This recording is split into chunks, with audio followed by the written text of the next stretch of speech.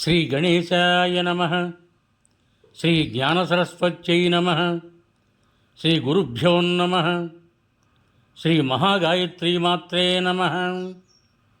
Shri మహాగాయత్రీమాత YouTube ఛానల్కు అందరికీ స్వాగతం. ఆహ్వానించువారు కాశీవజ్ర సుబ్రహ్మణ్య శర్మ, నిడదవోలు. కీచకుని వధ కొనసాగింపు. నర్తనశాలకు వెళ్ళి రహస్యంగా దాక్కొని ఉన్నాడు. సింహం మృగం కోసం పొంచి ఉన్నట్లుగా కీచకుని కోసం నిరీక్షించసాగాడు వల్లవుడిగా ఉన్న భీమసేనుడు.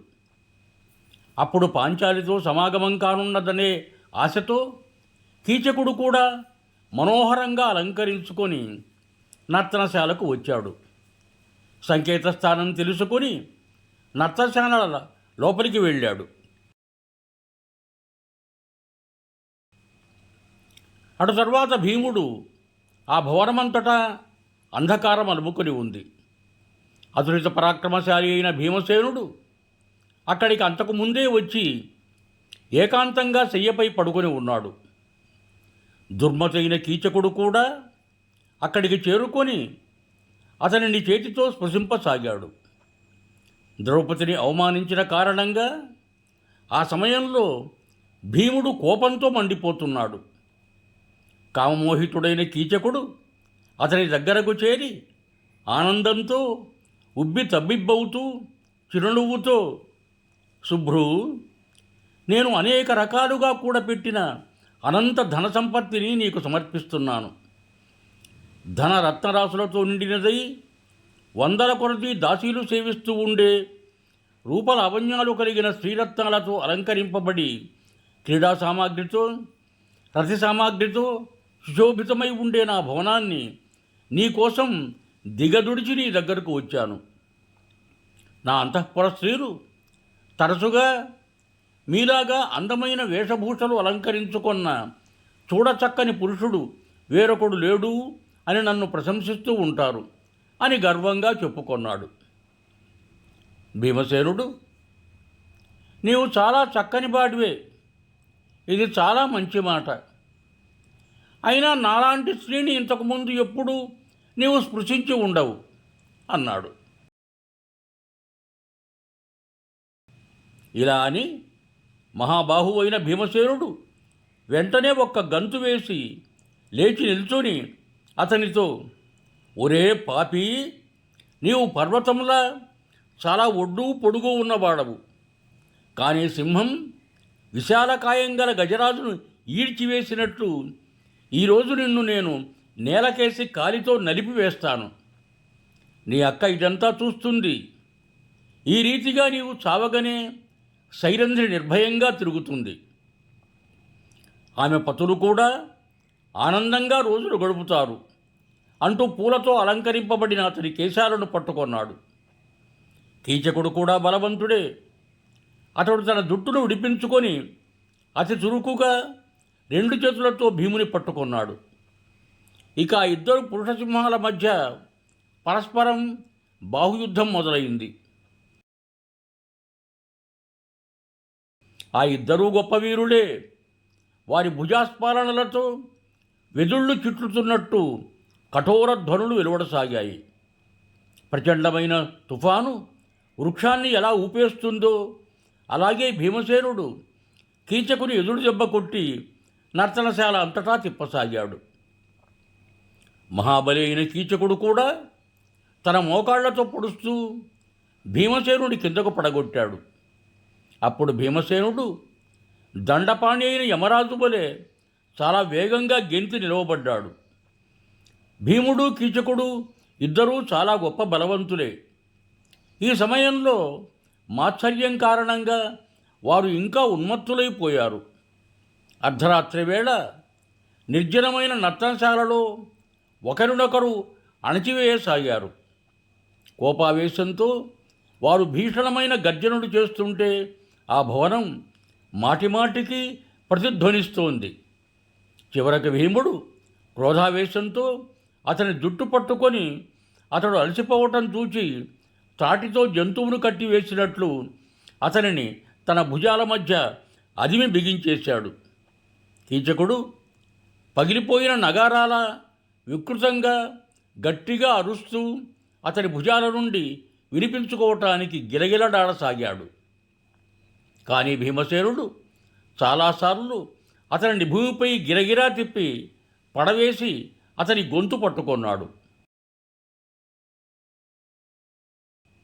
ద్రౌపది కోపం చల్లార్చటానికి అతని గొంతును నులిమివేయసాగాడు. ఈ రీతిగా కీచకుని అవయవాలన్నీ నుగ్గు అయిపోయాయి. అతని కళ్ళు వెళ్ళుకొచ్చాయి. అప్పుడు భీముడు అతని పైకి కూర్చొని 2 మోకాళ్లతో అదిమి అతనిని తన భుజాల మధ్య మెలిపెట్టి జంతువును చంపినట్టు చంపాడు. కీచకుని చంపిన తరువాత భీమసేనుడు అతని చేతులను, కాళ్లను, తలను, మెడను కడుపులోకి కుక్కేశాడు. ఇలా అతని అవయవాలన్నీ మెలితిప్పి అతనిని ఒక మాంసపు ముద్దగా చేసేశాడు. ద్రౌపదికి చూపిస్తూ భీమసేనుడు, పాంచాలి, కొంచెం ఇక్కడికి వచ్చి చూడు, నీ చెవిలో జోరీగకు ఎటువంటి గతి పట్టిందో అని పిలిచి చెప్పాడు. ఇలా అని అతడు దుష్టుడైన కీచకుని మాంసపిండాన్ని కాళ్లతో తన్ని ద్రౌపదితో, భీరు, ఎవరైనా నిన్ను పాపపు దృష్టితో చూస్తే వాడు చస్తాడు, వాడికి ఇదే గతి పడుతుంది అన్నాడు. ఈ రకంగా కృష్ణ యొక్క ఆనందం కోసం భీముడు ఈ దుష్కర కార్యాన్ని చేశాడు. తన కోపం చల్లారగానే ద్రౌపది అనుమతిని అడిగి పాకశాలకు వెళ్ళిపోయాడు. కీచకుని చంపించి ద్రౌపది చాలా ఆనందంగా ఉంది. ఆమె సంతాపమంతా చల్లారిపోయింది. పిమ్మట ఆమె ఆ నృత్యశాల సంరక్షకులతో, అక్కడ కీచకుడు పడి ఉన్నాడు, నా పతులు గంధర్వులే అతనికి గతి కల్పించారు, మీరక్కడికి వెళ్ళి చూస్తే బాగుంటుంది అని చెప్పింది. ద్రౌపది చెప్పిన ఈ మాటలు విని నాట్యశాలకు సంబంధించిన 1000 మంది కాపలాదారులు దీపాలు తీసుకొని అక్కడికి వెళ్ళారు. వారు కీచకుడు రక్తపు మడుగులో ప్రాణాలు కోల్పోయి పడి ఉండటం చూశారు. కాళ్ళు చేతులు లేని మొండెం చూచి విచలితులయ్యారు. అతనిని ఆ స్థితిలో చూచి అందరికీ విస్మయం కలిగింది. అప్పుడే కీచకుని బంధువులందరూ అక్కడ పోగయ్యారు. నలువైపులా అతనిని చుట్టుముట్టి విలపించసాగారు. అటువంటి దుర్గతిని చూచి అందరికీ గగుర్పాటు కలిగింది.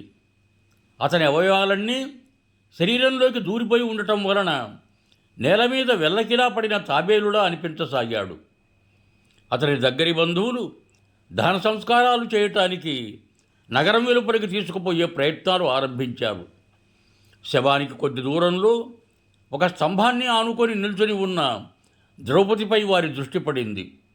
వారందరూ అక్కడికి చేరుకున్నాక ఉపకీచకులు ఈ దుష్టురాలిని ఇప్పుడే చంపివేయాలి, దీని కారణంగానే కీచకుని హత్య జరిగింది, అయినా చంపవలసిన అవసరమేముంది, కామాసక్తుడైన కీచకునితో పాటు దీనిని కూడా కాల్చివేద్దాం, అలా చేస్తే చనిపోయినా కానీ సూతపుత్రునికి ఇష్టం చేకూరుతుంది అన్నారు.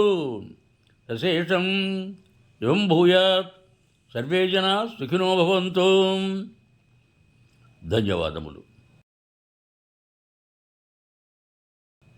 మీకు నా ఈ వీడియో నచ్చినట్టయితే దయచేసి ఒక లైక్ కొట్టి మీ బంధుమిత్రులకు కూడా నా ఈ వీడియోను షేర్ చేయగలరు.